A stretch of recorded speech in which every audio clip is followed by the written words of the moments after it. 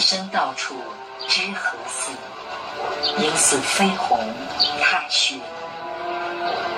泥上偶然留指爪，鸿飞哪复计东西。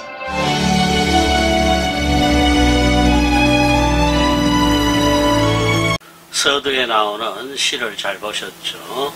적벽부를 통해 가지고 우리한테도 잘 알려져 있는 소동파의 시입니다. 사자성어 중에 설리홍조란 말이 있습니다. 설리, 눈설자에 진흙 니자죠. 눈이 막 녹을 무렵에 거칠척거리는 그것을 눈진흙이라고 하는데, 거기에 홍조, 홍은 기러기를 말합니다. 조는 손톱, 발톱이고요. 여기서는 눈진흙에 찍힌 기러기 발자국, 이런 뜻입니다. 풍력 하늘로 날아가던 기러기들이 눈진흙에 잠깐 내려서 이래저래 발자국을 찍고 날아갔는데, 이 발자국은 형체는 분명합니다만은 머지나 눈이 다 녹아버리겠죠. 그리고 나면 발자국도 사라져버립니다. 우리 인생 이와 다를 바 없다라는 것입니다. 눈밭에 찍힌 새의 발자국처럼 곧 덧없이 사라져버리고 어디로 갔는지 오기나 했는지 아무도 알 수 없다라는 그런 무상성을 나타내는 성어가 설리홍조입니다. 이 말이 어디서 유래되었느냐 하면은 방금 도입부에 나온 소동파의 이 시에서 유래되고 있습니다. 소동파는 송나라 시기의 문인입니다. 중국에서는 흔히 당나라 시기, 송나라 시기에 가장 뚜렷한 족적을 남긴 8명의 산문가들을 가리켜서 당송팔대가라고 합니다.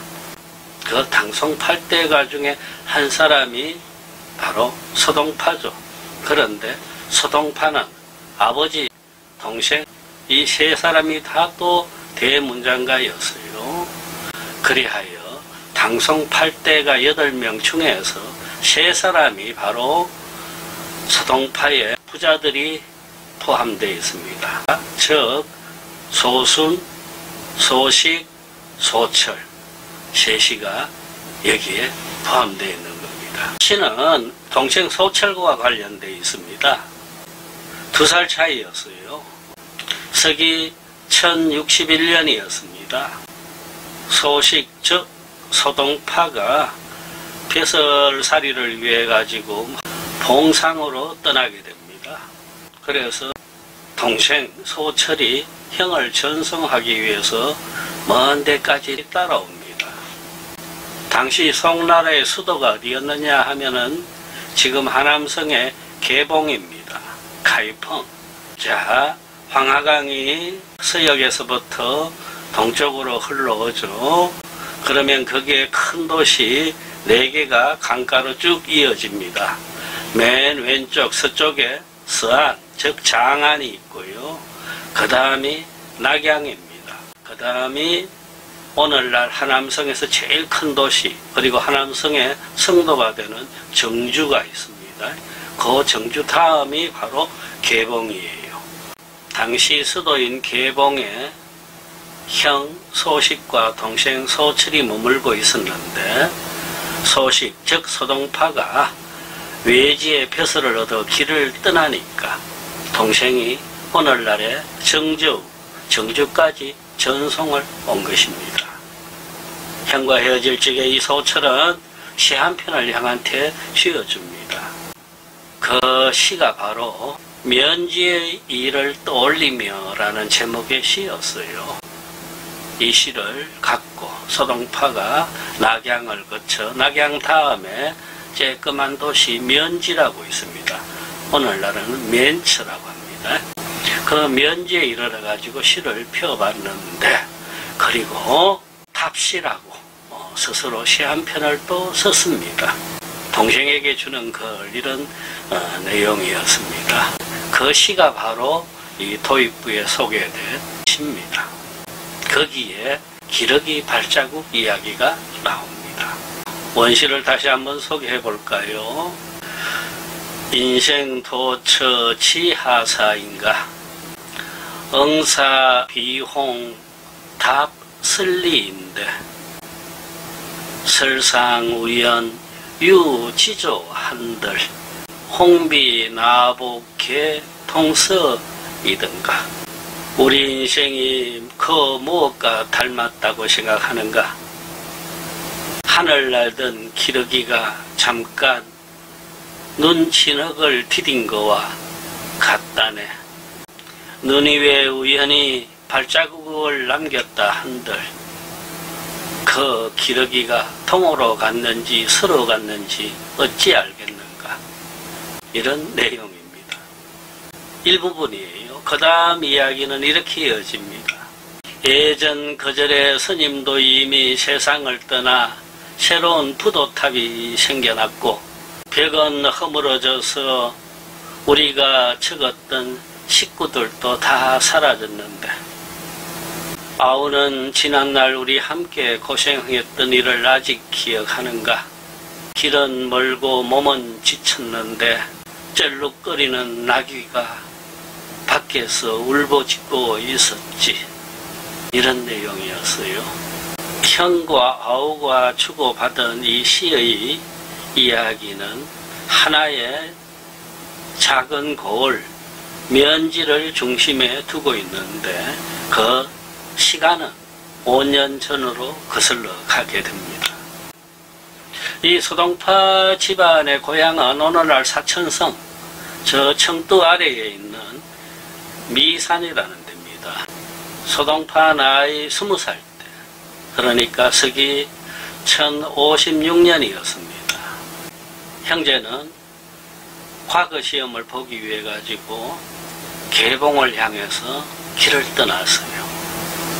그 사천성에서 개봉까지 가는 길이 참으로 멉니다.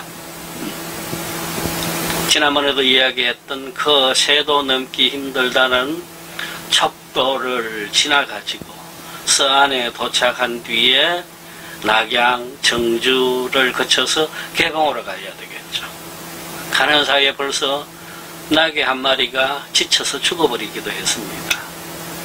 이었고 낙양에 채 못 미쳐서 이 면지라는 거울에 이르러 가지고 형제는 한 절간에 들어갔어요. 거기에 스님이 동한 화상이라는 스님이었는데 둘을 아주 반갑게 맞이하고 며칠 쉬게 합니다. 하여 형제는 그 절에서 몸을 쉬면서 서로가 벽에다가 시를 쓰기도 했습니다. 그런데 5년의 세월이 지나서 다시 이 절에 들렀더니 그 스님은 세상을 떠나고 없고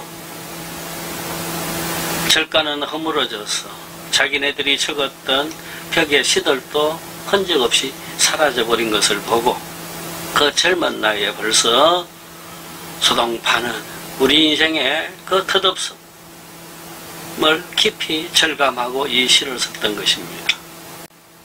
우리가 예술을 한다, 정치를 한다, 뭐를 한다 이러고 있지만은 그 무참한 시간 속에서는 무엇 하나 온전히 영원히 이어지는 것은 없다. 이런 내용이었겠죠. 그 5년 전 소식, 소철 형제는 이었고 개봉에 가서 과거시험을 쳤는데 그때 시험관 중에 우두머리가 바로 누구였느냐 하면은 취용 구양수였습니다. 대단한 문인이었죠. 시험 결과는 어떻게 됐을까요?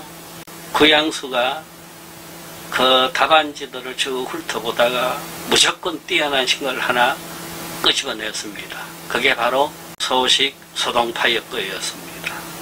요새로 치면 블라인드 면접 같은 거죠. 이름을 다 가려놨기 때문에 누군지를 몰랐어요. 그런데 구양수는 문득 이 생각을 했습니다. 자기 제자 중에 한 뛰어난 제자가 있었는데 그 제자의 답안지라고 생각했어요. 하여 구양수는 얼른 다른 심사관들한테 이 중에 내 제자가 있어가지고 나는 빠지겠다 하고 심사에 참가하지 않습니다. 구양수 손에 의하면 1등이었을 텐데 다른 심사관들에 의해 가지고 소동파가 2등을 했고 동생 소철은 5등이 되었습니다.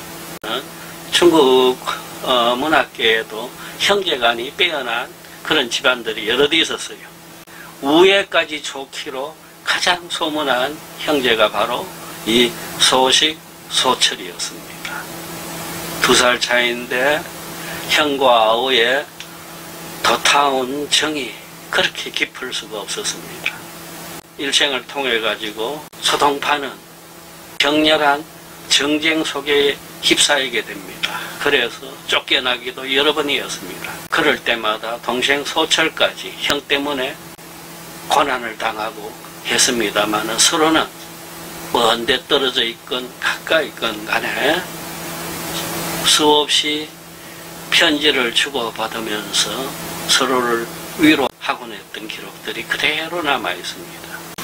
오늘 소개할 술이 바로 이 시의 공간적 배경이 되는 소철, 소식의 시에 나오는 그 면지 땅에서 생산되는 술이기 때문에 좀 길게 소동파 형제 이야기를 했습니다. 면지, 면처라고 한다 그랬죠. 낙양에서 차로 1시간 거리밖에 되질 않습니다. 면지에서 나오는 앙소주입니다. 또 작은 병의 앙소주예요. 여기에 앙소라고 되어 있고 밑에 주두라고 되어 있습니다. 앙소는 지명입니다. 면지에 있는 작은 마을 이름이 앙소입니다. 앙소촌이라고 지금도 있어요. 앙시아오라고 합니다. 주두, 술머리죠. 이과두주 설명할 때 벌써 말씀드렸습니다. 술을 정류해서 받아낼 적에 맨 앞에 나오는 술들을 주두라고 합니다. 아주 도수가 높은 술이에요. 보통 75도 정도입니다. 그래서 이 술들은 보통 상품화하지 못하고 제쳐놓고 다른 술에다가 이용을 하고 두 번째 나오는 술이 이과두주라고 그랬습니다. 이거는 일과두란 뜻이겠죠. 제쳐버린 술인데 그 술들만으로 또 상품화한 것이 이 주두술입니다. 당연히 알코올 도수가 높겠죠. 이 술이 지금 70도입니다. 맛과 향이 별로이기 때문에 가격은 팍 떨어집니다. 제일 싼 술 중에 하나가 주두술입니다. 흔히들 그럽니다.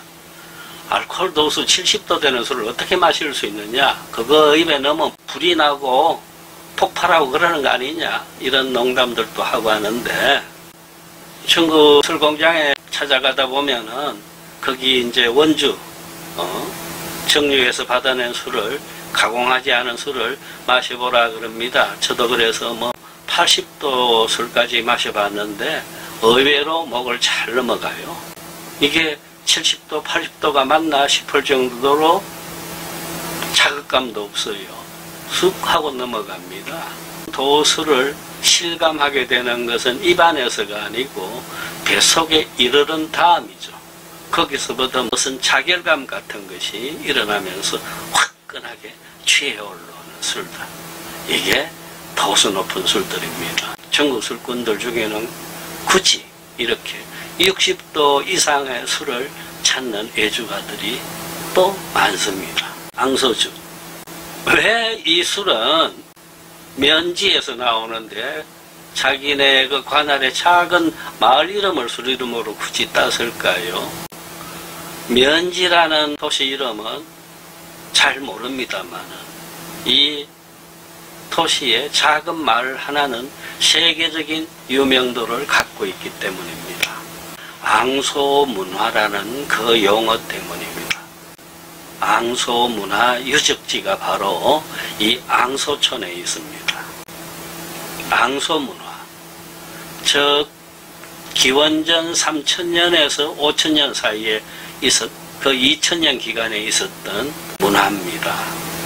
선사문화겠죠. 그러니까 구석기와 신석기 사이에 그걸 간석기라고 하는데, 간석기 시대의 문화의 도구가 바로 이 앙소문화 유적지에서 발굴됐던 겁니다. 서기 1921년이었습니다. 스웨덴의 지질학자 안드레손이 정식으로 정부에 발굴 조사를 신청하고 허락을 받아서 대대적으로 조사를 해 나갔는데, 그리하여 마침내 그 선사시대의 생활 문화의 체계들을 정리해낸 것이 바로 앙소문화입니다. 세계적으로도 잘 알려진 이런 고고학적 발견과 그리고 그 이후에 이 작은 앙소촌에 수많은 사람들이 그 유적지를 직접 눈으로 보기 위해 가지고 찾아오고 하는 그런 현상들이 일어난 것을 계기로 해서 이 술회사에서는 자기네 술의 브랜드를 앙소라고 하게 된 것입니다. 70도짜리 술 한 잔 마셔보겠습니다.